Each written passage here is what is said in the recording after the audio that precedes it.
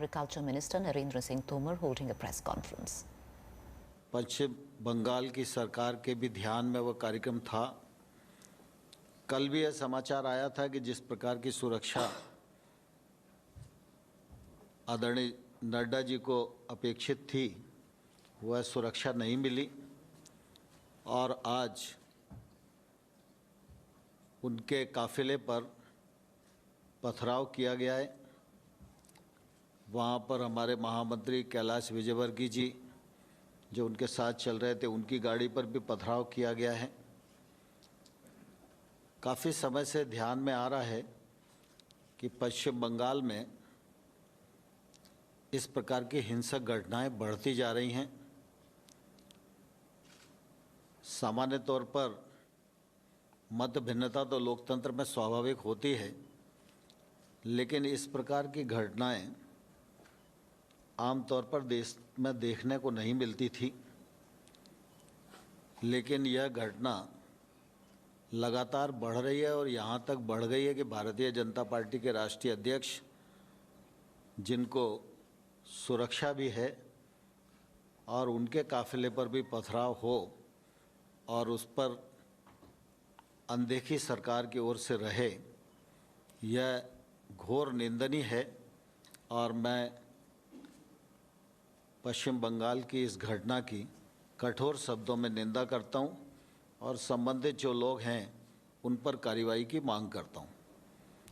मैं समझता हूं पीयूष गोयल जी हैं, तो ज़रा अंग्रेजी के जो हमारे मित्र होंगे उनको इस विषय में।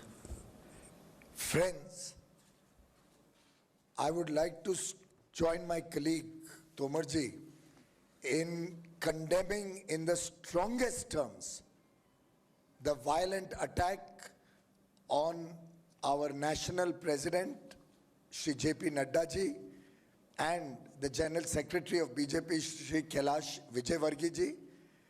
It is a deplorable incident. It demonstrates a complete breakdown of law and order in the state of West Bengal.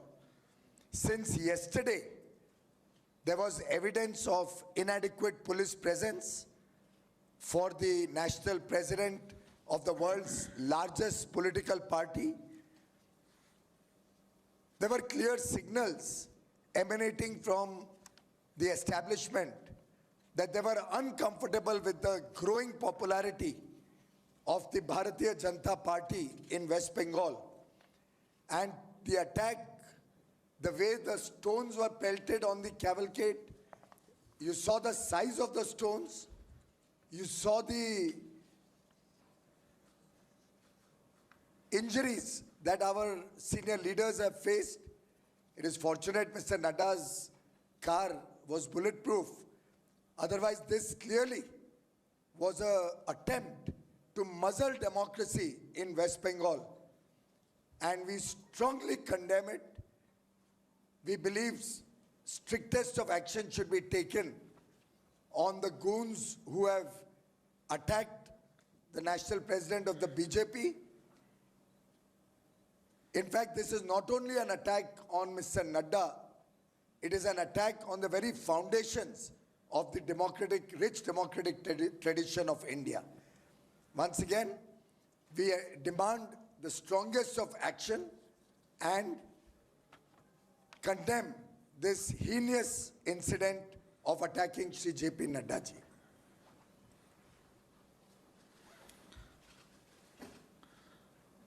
मित्रों, आप सबके ध्यान में है